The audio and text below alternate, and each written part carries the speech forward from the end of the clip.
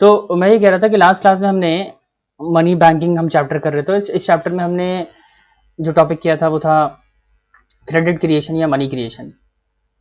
छोटा सा ही टॉपिक था, लास्ट लेक्चर में ही पूरा कंप्लीट करवा दिया था मैंने। आज की क्लास में सबसे पहले तो हम इसको रिवाइज करेंगे, एक दफ़ा रिकॉल करेंगे। आज की क्लास में हम सेंट्रल बैंक स्टार्ट करेंगे, लेकिन मैं चाहता हूँ एक दफ़ा हम पूरा रिवाइज कर लें, उसके बाद आगे बढ़ें। तो देखिए, कमर्शियल बैंक में मैं ऐसे ही ऊपर ऊपर से बता देता हूँ, एक ओवरव्यू दे देता हूँ आपको कि कमर्शियल बैंक में हमने स्टार्ट किया था कि कमर्शियल बैंक का क्या मतलब होता है, मीनिंग ऑफ कमर्शियल बैंक। यहाँ बताया था कि कमर्शियल बैंक एक फाइनेंशियल इंस्टीट्यूशन है जो डिपॉजिट एक्सेप्ट करता है और लोन देता है और इन्वेस्टमेंट भी करता है with a view to maximise the profit, except deposit, provide loan and makes investment with a view to maximise और अर्न प्रॉफिट। ठीक है। और देश के अंदर जितने भी आपको जितने भी बैंक हैं जिनके साथ पब्लिक डील करती है वो सब कमर्शियल बैंक की कैटेगरी में आते हैं, वेदर वो प्राइवेट बैंक हो या गवर्नमेंट बैंक हो, इससे कोई फर्क नहीं पड़ता। ठीक है जी, ओके। इसके अलावा मैंने आपको फंक्शंस भी बताए थे, कमर्शियल बैंक क्या फंक्शंस परफॉर्म करता है। तो उसमें ना उसको हमने ब्रॉडली दो हिस्सों में कैटेगराइज किया था। मैंने बताया था कि हम जितने भी फंक्शन कर रहे हैं उसको इस तरीके से आप समझ सकते हैं कि कुछ ऐसे फंक्शन हैं जो बैंक के लिए मेन फंक्शन कहलाते हैं, इंपॉर्टेंट फंक्शंस हैं, जिन फंक्शंस के बगैर बैंक बैंक नहीं कहलाएगा, मतलब उसे हम कहते हैं प्राइमरी फंक्शन। और कुछ ऐसे फंक्शंस हैं जो बैंक अगर परफॉर्म नहीं भी करता है तो भी वो बैंक ही कहलाएगा। ठीक है, कुछ ऐसे फंक्शंस हैं जो बैंक परफॉर्म तो कर सकता है लेकिन अगर नहीं भी करता है तो उसके एग्जिस्टेंस या उसकी आइडेंटिटी पे कोई ऐसा फर्क नहीं पड़ेगा। उन फंक्शंस को हम सेकेंडरी फंक्शंस कहते हैं। तो प्राइमरी फंक्शन में क्या आता है, लोन प्रोवाइड कराना या डिपॉजिट एक्सेप्ट करना, ये सब जो है ये आता है प्राइमरी फंक्शन में। और सेकेंडरी में क्या आता है, ओवरड्राफ्ट फैसिलिटी है, discounting of bill of exchange है, लॉकर फैसिलिटी प्रोवाइड करा रही है बैंक आपको, ट्रेवलर चेक इशू करे। इसके अलावा तमाम फंक्शंस जो प्राइमरी के अलावा जितने भी छोटे मोटे फंक्शंस बैंक परफॉर्म करता है अपने कस्टमर्स के लिए, अकाउंट होल्डर के लिए, वो सब सेकेंडरी में ही कंसिडर किए जाते हैं। ठीक है।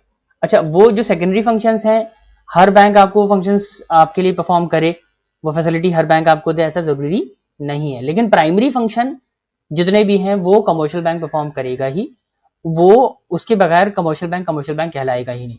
ठीक है। फिर मैंने आपको बताया था कि जो डिपॉजिट्स एक्सेप्ट करने वाला काम है उसको भी कमर्शियल बैंक 3 तरीके से करता है कि वो आपका आपका आपका करंट अकाउंट खोल के डिपॉजिट एक्सेप्ट कर सकता है, फिक्स डिपॉजिट अकाउंट खोल के आपसे डिपॉजिट एक्सेप्ट कर सकता है, या फिर सेविंग अकाउंट खोल के भी आपसे डिपॉजिट ले सकता है। और तीनों के ही कैरेक्टरिस्टिक बताए थे, तीनों के ही फीचर्स मैंने आपके साथ डिस्कस किए थे। लोन में भी ऐसे 3 तरह के लोन्स हैं जी, एक होता है cash credit, short term loan और फिर डिमांड लोन। इन तीनों पे भी हमने बात करी थी। ये सब करने के बाद हमने थोड़ा थोड़ा करके हमने सेकेंडरी फंक्शंस को भी मैंने इलेबोरेट कर दिया था आपको। ओके, उसके बाद लास्ट क्लास में हमने क्रेडिट क्रिएशन पढ़ा था।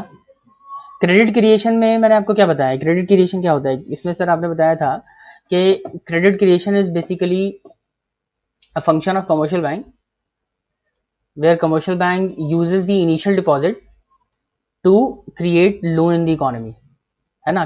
कैश क्रेडिट क्रिएशन क्या है, क्रेडिट क्रिएशन एक ऐसा प्रोसेस है जिसमें जो कमर्शियल बैंक है वो इनिशियल डिपॉजिट का इस्तेमाल करके उससे कई गुना ज़्यादा लोन क्रिएट करती है इकोनॉमी के अंदर, या डिपॉजिट क्रिएट करती है। अच्छा, मैंने ये भी बताया था कि क्रेडिट क्रिएशन में ना 2 अजम्पशंस हमें फॉलो करने पड़ते हैं।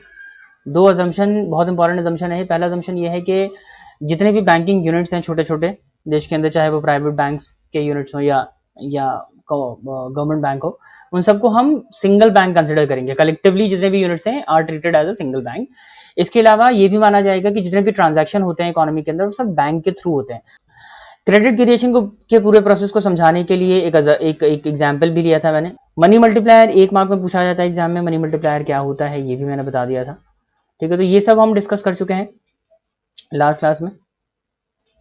ठीक है जी, आज की क्लास में क्या करेंगे सर, आज की क्लास में हमारा पॉइंट ऑफ डिस्कशन होगा सेंट्रल बैंक। क्योंकि सेंट्रल बैंक के बारे में कुछ चीज़ें तो आपको पता ही है पहले से। सेंट्रल बैंक, हमारे देश में सेंट्रल बैंक किसे कहा जाता है सर, हमारे देश में सेंट्रल बैंक कहा जाता है रिजर्व बैंक ऑफ इंडिया को। और अगर बैंकों की बात करें हम तो देश में सबसे बड़ा बैंक जो है वो सेंट्रल बैंक ही है। Reserve bank of India is the largest bank of India. Largest है तो इसको हम कहते हैं it is an apex body, ठीक है। Central bank is an apex body.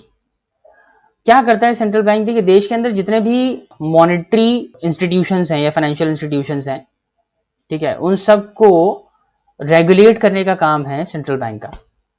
उनको डायरेक्शंस देने का काम है, रेगुलेट करने का काम है।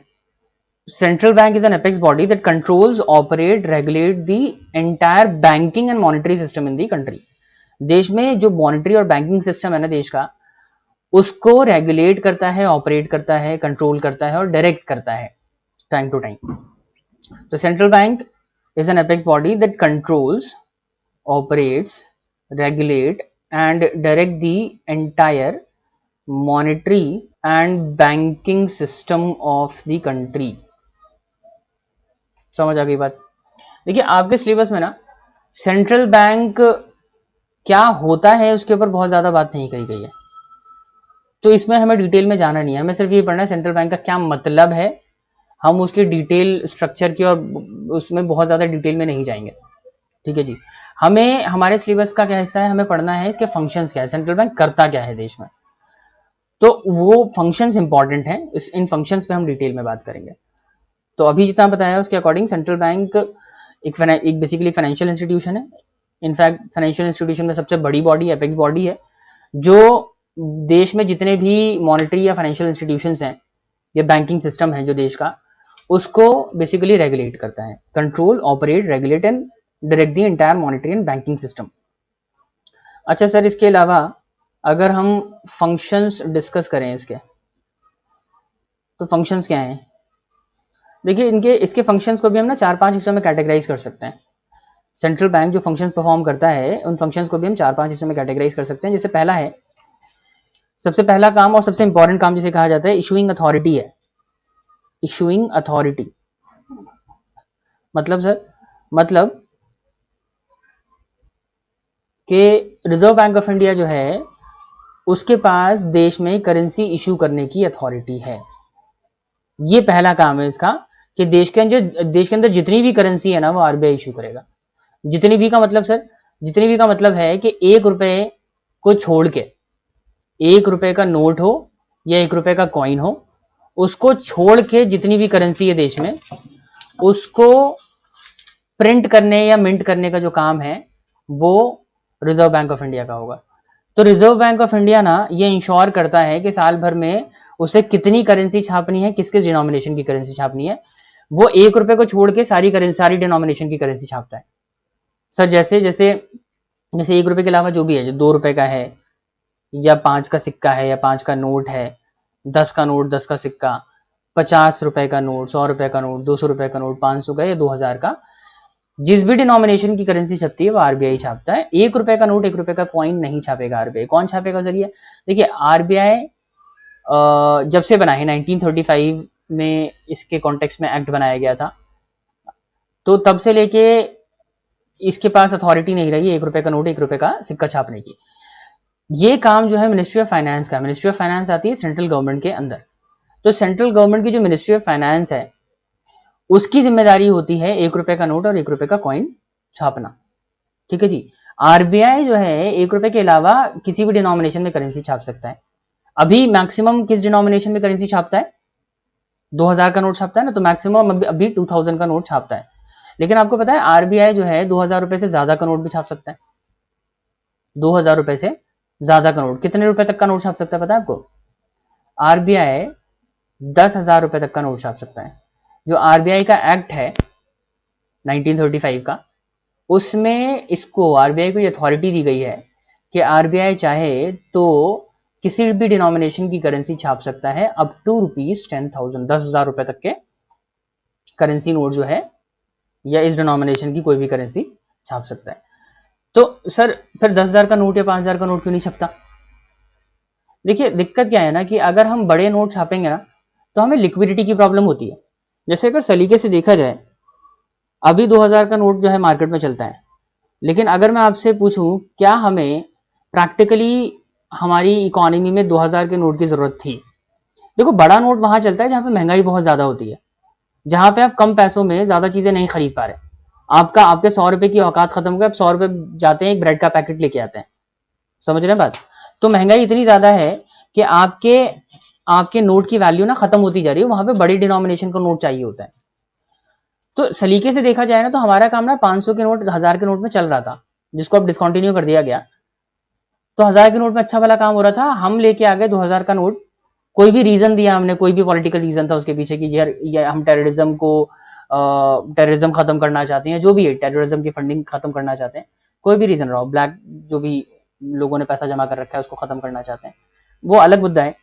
लेकिन अगर आपसे मैं पूछूं कि 2000 के नोट की जरूरत थी हमें, क्या हमारे देश में इन्फ्लेशन रेट इतना हाई है कि बड़ी डिनोमिनेशन की करेंसी की जरूरत पड़े? Answer is no. तो किसी भी देश में ना बड़ी डिनोमिनेशन की करेंसी की जरूरत तब पड़ती है जब उस देश का इन्फ्लेशन रेट बहुत ज्यादा बढ़ने लगता है। हमारा काम तो 1000 से भी हो रहा था, अब हमारा काम 2000 से भी हो रहा है। तो आरबीआई जो है छाप तो सकती है 3000 का, 4000 का, 5000 का, 10,000 तक छाप सकती है, लेकिन कब छापेगी? जब इन्फ्लेशन रेट बढ़ने लगेगा। अच्छा सर, इन्फ्लेशन रेट बहुत ज्यादा बढ़ गया और इतना बढ़ गया कि 10,000 रुपए की औकात खत्म हो गई, तो क्या होगा भाई साहब? हम एक्ट में बदलाव कर देंगे, जो आरबीआई का एक्ट है उसमें चेंज कर देंगे और आरबीआई को अथॉरिटी देंगे कि वो 10,000 रुपए से ज्यादा का नोट छाप सकता है। समझ आ गई बात? तो पॉइंट इज दैट कि हमारे पास अथॉरिटी है ज्यादा डिनोमिनेशन की करेंसी छापने की, लेकिन हम नहीं छापते क्योंकि हमारा काम 2000 के नोट से अच्छा भला हो रहा है। हमारे देश में इन्फ्लेशन रेट इतना हाई नहीं है। हमारे देश का इन्फ्लेशन रेट कितना जाता है जी? 3%, 3.5%। अभी कोविड की वजह से हमारा इन्फ्लेशन रेट थोड़ा ज्यादा हो गया है, 7-8% पे पहुंच गया। तो जिस जिस देश में इन्फ्लेशन रेट हाई होता है ना, उस देश में बड़ी डिनोमिनेशन की करेंसी चलती है। जैसे मैं एग्जाम्पल दूं आपको, जैसे जिम्बाब्वे है। अब जिम्बाब्वे में आपको पता है इन्फ्लेशन रेट कितना है? इन्फ्लेशन रेट ना वहां पे बहुत हाई है, ठीक है, 1,00,000% से भी ज्यादा है। आपको मजाक लग रहा होगा, आपको लग रहा होगा सर क्या बोल रहे हैं, 1,00,000%? जी हाँ, इतना ज्यादा है कि जिम्बाब्वे ने इन्फ्लेशन रेट की वैल्यूएशन करना ही बंद कर दिया था एक टाइम पर, इतना हाई हो गया था। और आपको पता है कि जिम्बाब्वे में हाई किस डिनोमिनेशन की करेंसी चलती है? मैक्सिमम जो करेंसी नोट है वहां पे कितने डॉलर का है? डॉलर चलता है वहां पे, आपको बता दूं। तो किस डिनोमिनेशन का डॉलर चलता है, किस डिनोमिनेशन की करेंसी चलती है? मैक्सिमम करेंसी कौन सी है? कितने डॉलर की है? कोई गैस? कोई बताएगा? मैं बताता हूं आपको। 100 ट्रिलियन डॉलर, 100 ट्रिलियन डॉलर का नोट चलता है भाई साहब वहां पे। आप समझते हैं 100 ट्रिलियन डॉलर? 1 ट्रिलियन में ना 12 जीरो होते हैं, आप अंदाजा लगा लें। इतने बड़े नोट की जरूरत वहां पे क्यों पड़ रही है? उस देश का जो भी इशूइंग अथॉरिटी है, उसने इतना बड़ा नोट क्यों इशू किया होगा? क्योंकि सर वहां पे पैसे की, छोटी करेंसी की वैल्यू खत्म हो गई, तो बड़े नोट की जरूरत पड़ने लगी हमें। समझ आ गई बात? खैर, हम डाइवर्ट नहीं होंगे अपने मुद्दे से। हमारा जो पॉइंट ऑफ डिस्कशन है वो ये है कि सेंट्रल बैंक क्या करता है। सेंट्रल बैंक का पहला काम क्या है? इशूइंग अथॉरिटी है ये। तो it issues currency of every denomination except ₹1। 1 रुपए का नोट छोड़ के सारी डिनोमिनेशन की करेंसी इशू करेगा। अच्छा, आपको पता नोट जो है, नोट कहां पे छपते हैं? किसी को आइडिया?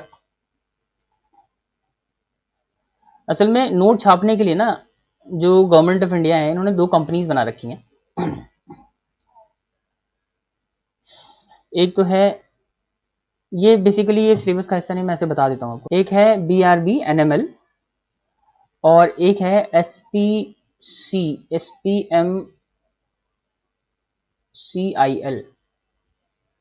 BRB-NML स्टैंड फॉर भारतीय रिजर्व बैंक नोट मुद्रण limited and SPMCIL stand for security printing and minting corporation of India limited. ठीक है जी। ये जो एंटिटी है ना, ये बेसिकली नोट छापती है। BRB-NML, भारतीय रिजर्व बैंक नोट मुद्रण नोट मुद्रण लिमिटेड, इट प्रिंट नोट, सिर्फ नोट छापेगी। और security printing and minting corporation of India limited जो है, ये मिंट करती है कॉइन्स। BRB-NML मतलब भारतीय रिजर्व बैंक नोट मुद्रण लिमिटेड के 4 जगह सेंटर्स हैं जहां पे नोट की प्रिंटिंग होती है। एक है महाराष्ट्र, महाराष्ट्र में नासिक में किया जाता है। फिर है मध्य प्रदेश, मध्य प्रदेश के देवास में। फिर आ जाता है वेस्ट बंगाल सालबोनी, और कर्नाटका के मैसूर में। यहाँ पे जो है नोट छापे जाते हैं। और जो आपका कॉइन मिंटिंग फैक्ट्रीज जो हैं, S P C M I L, security printing and minting corporation of India limited, S P M C I L. ये जो है इनके यूनिट्स कहाँ कहाँ हैं? एक तो है कोलकाता में, एक है मुंबई में, एक नोएडा में भी है, और एक है हैदराबाद में। तो ये यूनिट्स हैं जहाँ पे आरबीआई जो है अपने नोट और कॉइन्स जो है वो मिंट करता है। अच्छा, ये जो जैसे जब गवर्नमेंट ऑफ इंडिया मिंटिंग करती है ना, मिंटिंग के लिए भी वो यही सेंटर्स यूज करती है, लेकिन 1 रुपए का नोट और 1 रुपए का सिक्का जो है वो सिर्फ गवर्नमेंट ऑफ इंडिया जो है वो मिंट या प्रिंट करेगी। बाकी जितने भी नोट और कॉइन्स हैं वो सब आरबीआई ही करता है। ठीक है। अच्छा, जितने भी कॉइन्स वगैरह यहाँ पे मिंट होते हैं ना, उनकी पहचान भी, अब जब नोट देखें, जब कॉइन्स देखेंगे ना आप, जैसे कोलकाता में अगर कोई कॉइन मिंट हुआ है, आपने देखा होगा जो सिक्का होता है ना उसके नीचे जहाँ पे ईयर लिखा होगा ना, उसके नीचे एक निशान होगा। अगर निशान इस तरीके का है, डायमंड का कोई शेप है, तो उसका मतलब होता है कोलकाता में वो मिंट किया गया है। इसके अलावा सॉरी, ये मुंबई के लिए है, सॉरी मुंबई। नोएडा में अगर हुआ है तो उसके आगे ऐसे सर्कुलर सा निशान होगा। हैदराबाद में अगर किया गया है तो स्टार होता है। ठीक है।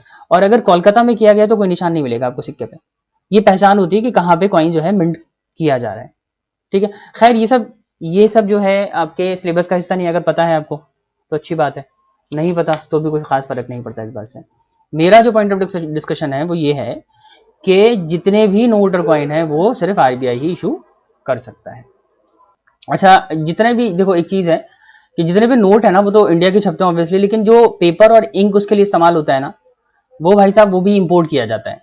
वो हमारे देश में नहीं होता। पेपर जो आप जो जिस पेपर का बना होता है ना हमारा नोट, वो इंपोर्ट होता है अमूमन जर्मनी वगैरह से। हम लोग जर्मनी जापान वगैरह से उसको इंपोर्ट करते हैं। Central bank is an apex institution that controls, operate, regulate and direct the entire monetary and banking system of the country. ठीक है जी। In India RBI is the central bank, correct. Functions क्या है central bank के? Sir function है, सबसे पहला function है इशूइंग अथॉरिटी, अभी यही बताया आपने। फिर होता है बैंकर टू बैंक, ये सब बाद में डिस्कस करेंगे। अभी चलते हैं issuing authority, issuing of currency. लिखा है reserve bank of India has the sole authority to issue currency in India. It can issue the currency of any denomination up to ₹10,000, 10,000 रुपए तक के किसी भी डिनोमिनेशन की करेंसी छाप सकता है। However RBI is not authorised to issue ₹1 note and coins which is issued by the ministry of finance. ठीक है जी। अच्छा, आपने देखा होगा जो कॉइन्स है ना, कॉइन्स कंपैरेटिवली कम जो है मिंट किए जाते हैं नोट्स की तुलना में, और कम डिनोमिनेशन के हैं।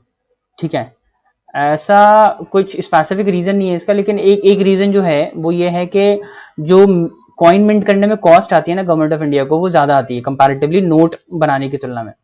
जैसे 1 रुपए का जो सिक्का है आज के डेट में ना, वो उसको ऑलमोस्ट डिसकंटिन्यू कर दिया गया। उसकी मिंटिंग अब नहीं हो रही है, ना के बराबर होती है, बहुत कम होती है। रीजन क्या है? उसकी मिंटिंग कॉस्ट बहुत ज्यादा है। मिंटिंग कॉस्ट ना उस पे जो उसकी जो वैल्यू है उससे भी ज्यादा है। 1 रुपए का जो सिक्का है वो तकरीबन 1 रुपए 11 पैसे में मिंट होकर तैयार होता है।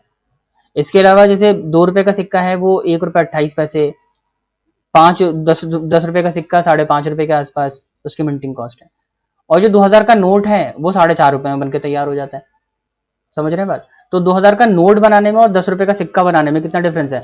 10 रुपए का सिक्का तकरीबन 5.5 रुपए का बनकर तैयार होगा, और 2000 का नोट तकरीबन 4.5 प्रिंटिंग वगैरह सब कुछ होने के बाद उसकी कॉस्ट 4.5 रुपए पड़ेगी। ठीक है। तो कॉस्टिंग में बहुत ज्यादा डिफरेंस आता है। सेंट्रल बैंक का दूसरा काम है बैंकर्स बैंक का। देखिए, जिस तरीके से कमर्शियल बैंक पब्लिक के लिए बैंक का काम करता है ना, जिस तरीके से कमर्शियल बैंक, जितने भी कमर्शियल बैंक है वो हमारे लिए बैंक्स हैं।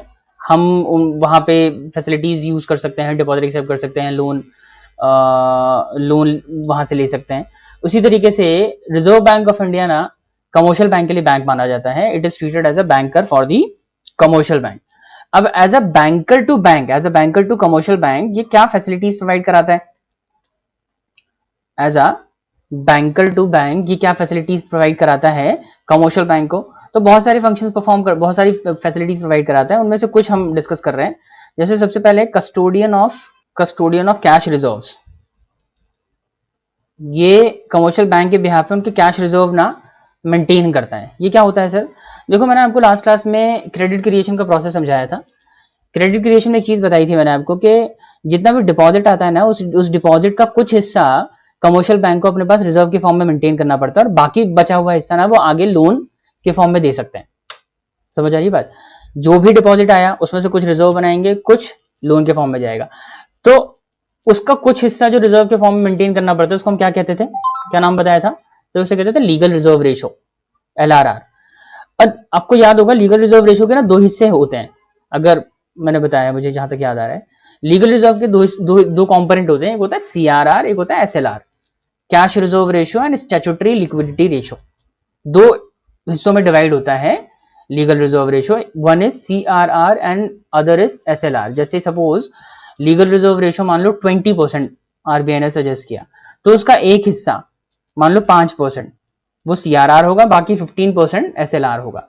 तो CRR वाला जो कंपोनेंट है ना, कैश रिजर्व रेशो वाला जो कंपोनेंट है, वो कमर्शियल बैंक को रिजर्व के फॉर्म में रखना होता है, अपने पास नहीं, रिजर्व बैंक ऑफ इंडिया के पास रखाना पड़ेगा, वो RBI को देना पड़ेगा रखने के लिए। अब RBI की क्या रिस्पॉन्सिबिलिटी है? RBI उनके कैश रिजर्व्स को कस्टडी प्रोवाइड कराएगा। इस वाले फंक्शन की हम बात कर रहे हैं। तो reserve bank of India commercial bank के कैश रिजर्व को अपने पास मेंटेन करता है, और जरूरत पड़ने पे उनको वो प्रोवाइड कराता है ताकि लिक्विडिटी की दिक्कत ना हो जाए। कभी अगर कमर्शियल बैंक को लिक्विडिटी क्रंच होता है तो उस सिचुएशन में रिजर्व बैंक ऑफ इंडिया उनके रिजर्व्स उनको लौटाता है ताकि वो अपनी नीड्स को सेटिस्फाई कर सके। समझ आ गई बात? अच्छा सर, वो उसका दूसरा कंपोनेंट क्या होता है? SLR, स्टैट्यूटरी लिक्विडिटी रेशो का क्या किया जाता है?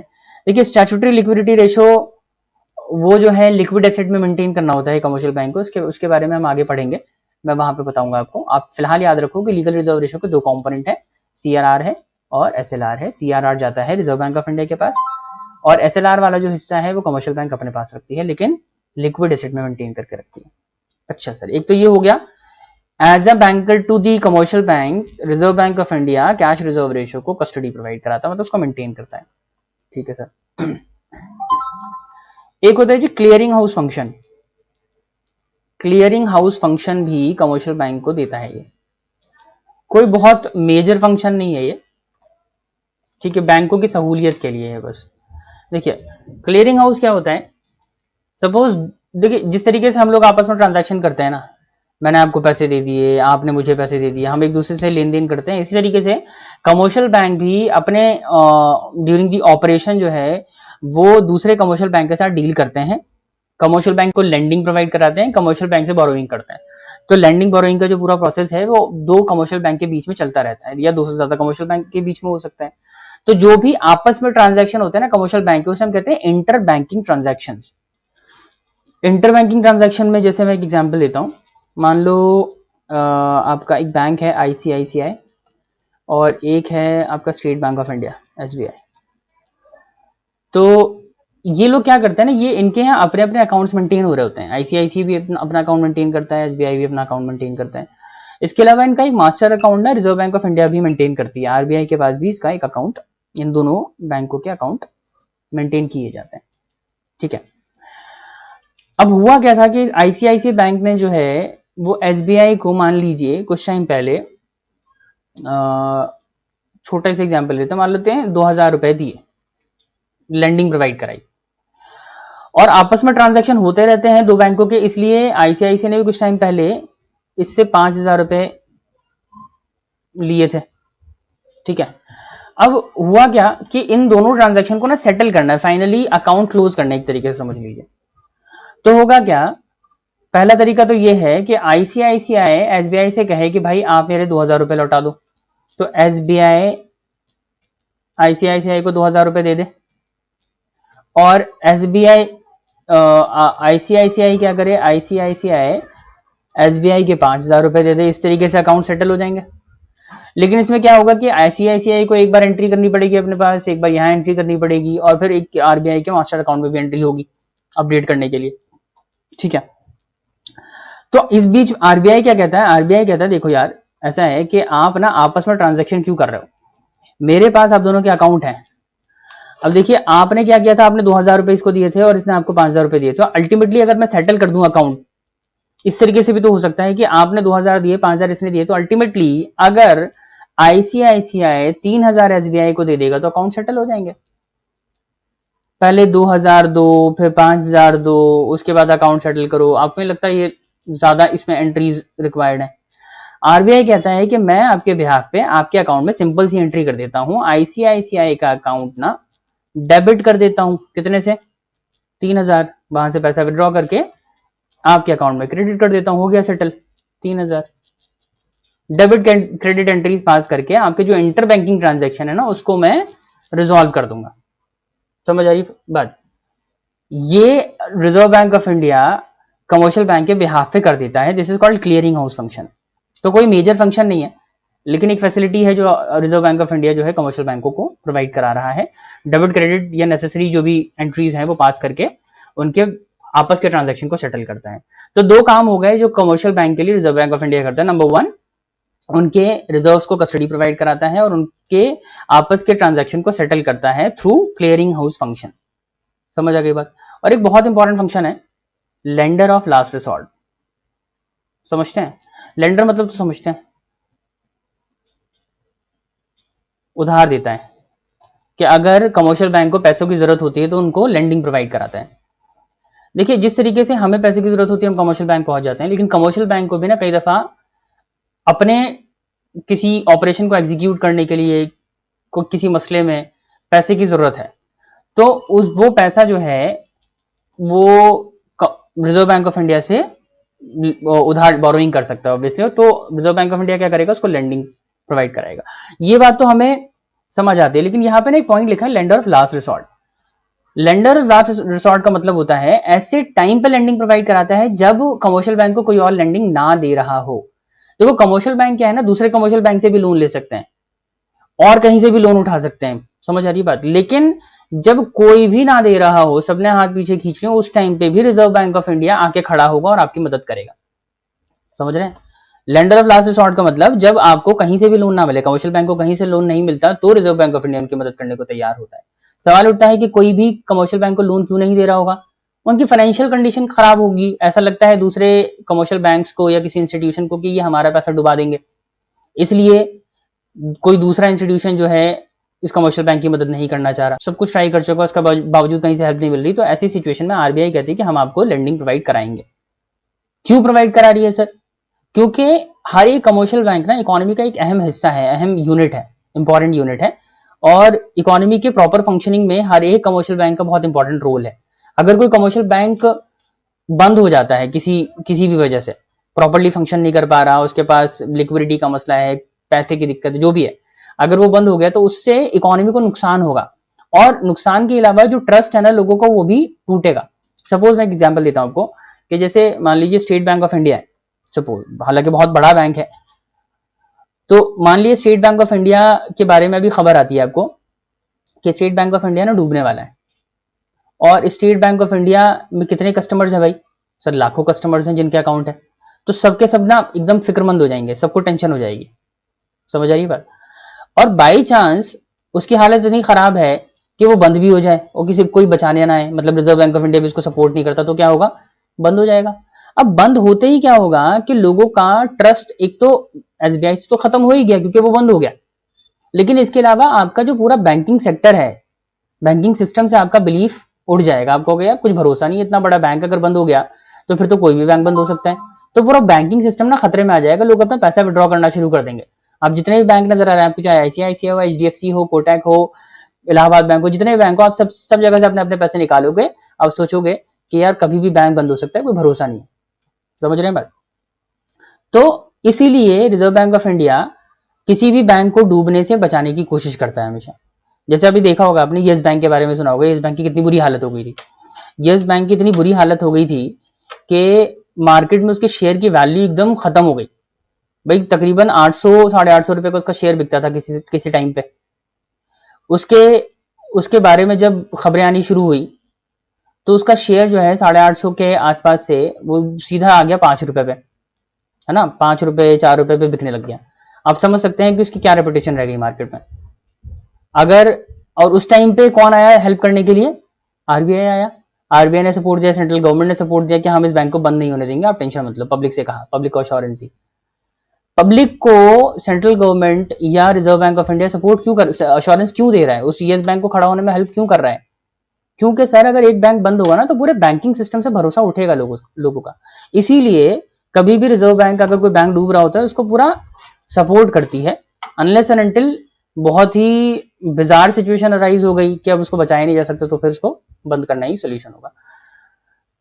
पॉइंट ऑफ डिस्कशन ये है कि as a banker to bank reserve bank of India commercial bank को 3 फंक्शंस उसके लिए परफॉर्म करता है। उनके कैश रिजर्व को कस्टडी प्रोवाइड कराता है, उनके इंटर बैंकिंग ट्रांजैक्शन को रिजॉल्व करने के लिए क्लियरिंग हाउस फंक्शन परफॉर्म करता है, और अगर उनको कभी कोई प्रॉब्लम होती है पैसों की और ऐसी सिचुएशन जहां पे उनकी कोई मदद नहीं कर रहा है, वहां पे आरबीआई उनके लिए लेंडर ऑफ लास्ट रिसोर्ट बन के खड़ा होता है। ये 3 काम जो है एज अ बैंकर परफॉर्म करता है आरबीआई कमर्शियल बैंक के लिए। देखिए क्या लिखा है बैंकर्स बैंक में, as a bankers bank RBI provides the following functions to the commercial bank. Number 1, custodian of cash reserve ratio. Number 2, it act as a lender of last resort. Number 3, and provides clearing house function in order to settle the interbanking transactions of the bank.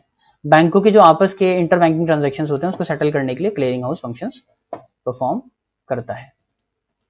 ठीक है, next है banker to government.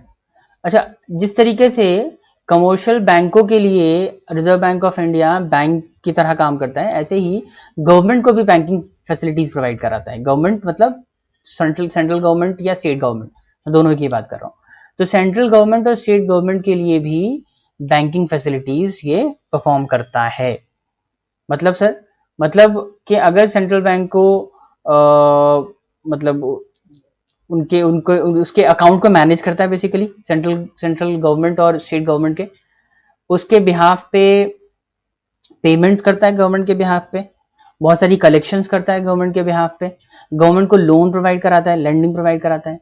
और एक बहुत important चीज है कि पैसे या फाइनेंस से रिलेटेड अगर किसी भी मुद्दे पे गवर्नमेंट ऑफ इंडिया को कभी एडवाइस चाहिए, सजेशन चाहिए, तो वो एडवाइजरी भी उसको प्रोवाइड कराता है। जैसे अभी इतना बड़ा जो स्टेप लिया था सेंट्रल गवर्नमेंट ने डिमोनेटाइजेशन का, अब बताओ जरा, क्या इसमें आरबीआई से कोई सजेशन नहीं ली गई होगी या आरबीआई ने कोई एडवाइस नहीं किया होगा उसको? ऑब्वियसली किया होगा। तो जितने भी पैसे से रिलेटेड डिसीजंस होते हैं, फाइनेंस से रिलेटेड जो भी मैटर्स हैं, उस पे आरबीआई गवर्नमेंट को काउंसलिंग या एडवाइजरी इशू करता है। ठीक है, गवर्नमेंट के बिहाफ पे पेमेंट कलेक्ट करता है, गवर्नमेंट के बिहाफ पे पेमेंट करता है और इनकम्स कलेक्ट करता है, अकाउंट मेंटेन करता है। ठीक है, देखिए क्या लिखा है, as a banker to government RBI maintains account for the state and central government and accept their deposit, also provide loan whenever required. समझ आ गई बात? अकाउंट मेंटेन करेगा सेंट्रल गवर्नमेंट स्टेट गवर्नमेंट के लिए, डिपॉजिट एक्सेप्ट करेगा, और अगर सेंट्रल या स्टेट गवर्नमेंट को लोन की जरूरत होती है तो वो भी प्रोवाइड कराता है। आगे लिखा है RBI collects various income on behalf of the government. Government के बिहाफ पे बहुत सारी पेमेंट कलेक्ट करता है, बहुत सारी इनकम्स कलेक्ट करता है सारी, और एंड मेक पेमेंट, और पेमेंट भी करता है गवर्नमेंट के बिहाफ पे। जैसे जो गवर्नमेंट स्टाफ की सैलरीज वगैरह है या कोई और पेमेंट करनी, कोई मेजर पेमेंट करनी है। It also provide advisory services to the government on matters relating to money and finance. पैसे से संबंधित किसी भी मैटर पे उनको एडवाइजरी भी प्रोवाइड कराता है। एक और फंक्शन डिस्कस करेंगे, उसके बाद हम आज का लेक्चर खत्म करेंगे। एक बहुत इंपॉर्टेंट फंक्शन है controller of money supply and credit, वो आज नहीं हो पाएगा, वो अगली क्लास में करेंगे। लेकिन एक छोटा सा है ये custodian of foreign exchange reserve, ये मैं अभी डिस्कस करूंगा। Custodian of foreign exchange reserve, देखिए फॉरेन एक्सचेंज क्या होता है ये बताया हुआ है आपको। फॉरेन एक्सचेंज का मतलब बताया था सर आपने, देश, हमारे देश के अलावा दुनिया भर की जितनी करेंसीज हैं वो सब फॉरेन एक्सचेंज कहलाती हैं। तो फॉरेन एक्सचेंज रिजर्व का क्या मतलब है? फॉरेन एक्सचेंज रिजर्व का मतलब फॉरेन करेंसी के स्टॉक्स बेसिकली। तो आरबीआई क्या करता है ना, फॉरेन करेंसीज अपने पास मेंटेन करता है, फॉरेन एक्सचेंज रिजर्व्स मेंटेन करता है। फॉरेन एक्सचेंज की हमें क्या जरूरत पड़ती है, हम बाहर से ऑयल्स वगैरह इंपोर्ट करने के लिए, कोई सर्विस लेने के लिए, या किसी और पर्पस के लिए हम फॉरेन एक्सचेंज का इस्तेमाल कर सकते हैं इन फ्यूचर। तो इसलिए रिजर्व मेंटेन करती है आरबीआई, ताकि हम फ्यूचर नीड्स को इजीली मतलब उसको पूरा कर सके आने वाले टाइम में। ठीक है, उसको मेट आउट कर सके। लेकिन इसके अलावा एक और बहुत इंपॉर्टेंट रीजन है जिसकी वजह से फॉरेन एक्सचेंज रिजर्व मेंटेन किया जाता है, वो आपको पता होना चाहिए। लेकिन लास्ट क्लास में, एक दो क्लास पीछे आप जाएंगे तो मैंने आपको एक बैलेंस ऑफ पेमेंट बताया था। बैलेंस ऑफ पेमेंट में बताया था कि बैलेंस ऑफ पेमेंट बेसिकली एक अकाउंट है जो reserve bank of India maintain करती है। उसमें जो भी इनफ्लो और आउटफ्लो हुआ है फॉरेन एक्सचेंज का, उसको रिकॉर्ड किया जाता है। तो जो बैलेंस ऑफ पेमेंट है ना, उसको अल्टीमेटली जब साल के एंड में टैली किया जाता है तो उसमें इम्बैलेंस अराइज हो सकता है। इम्बैलेंस का मतलब डेबिट साइड ज्यादा हो सकती है या क्रेडिट साइड ज्यादा हो सकती है। तो डेबिट और क्रेडिट अगर मैच नहीं होता तो वो इम्बैलेंस है। अब मैंने वहां पे बताया था कि उस इम्बैलेंस को सेटल करने के लिए गवर्नमेंट ऑफ इंडिया क्या करती है, sorry reserve bank of India क्या करती है, sir reserve bank of India ना अपने फॉरेन एक्सचेंज रिजर्व को यूज करके उस इम्बैलेंस को सेटल कर सकती है। अगर हम रिजर्व का इस्तेमाल करके बैलेंस ऑफ पेमेंट में होने वाली इम्बैलेंसेस को पूरा करने की कोशिश करते हैं, सरप्लस या डेफिसिट कुछ भी है, तो वो इम्बैलेंस को अगर हम सेट ऑफ करने की कोशिश करते हैं तो उसे हम कहते हैं ऑफिशियल रिजर्व ट्रांजैक्शन। समझ आ रही बात? कहने का मतलब यह है कि आरबीआई वैसे तो फॉरेन एक्सचेंज रिजर्व बहुत सारे पर्पसेस के लिए मेंटेन करती है, लेकिन एक अहम पर्पस क्या है, बैलेंस ऑफ पेमेंट में जो इम्बैलेंस अराइज हो सकती है आने वाले टाइम में, उसको सेटल करने के लिए हमें फॉरेन एक्सचेंज रिजर्व की जरूरत पड़ेगी।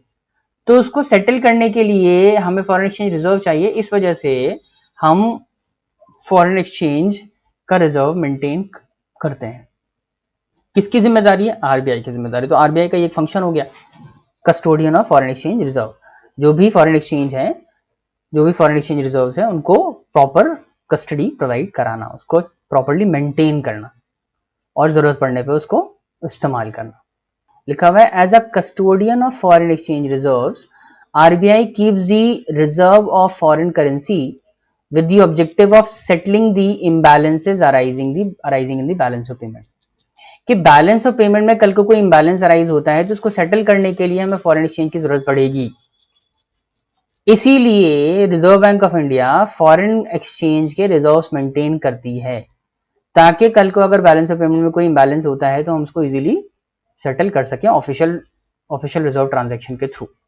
समझ आ गई बात? इसके अलावा फॉरेन एक्सचेंज रिजर्व जो है उसका और भी तरीके से इस्तेमाल होता है, लेकिन हम सब डिस्कस नहीं करने वाले, एक ही लिख दिया मैंने सिर्फ यहाँ पे। आज की क्लास में हम इतना ही करेंगे। Controller of money supply and credit एक और फंक्शन है इसका, थोड़ा सा लेंदी है, तो आज की क्लास में उस पर बात नहीं हो पाएगी, वो अगली क्लास में ही खत्म हो पाए। थोड़ा सा बड़ा है ये, जैसे बाकी तो छोटे छोटे फंक्शन थे ना। चले फिर आज के लिए इतना ही।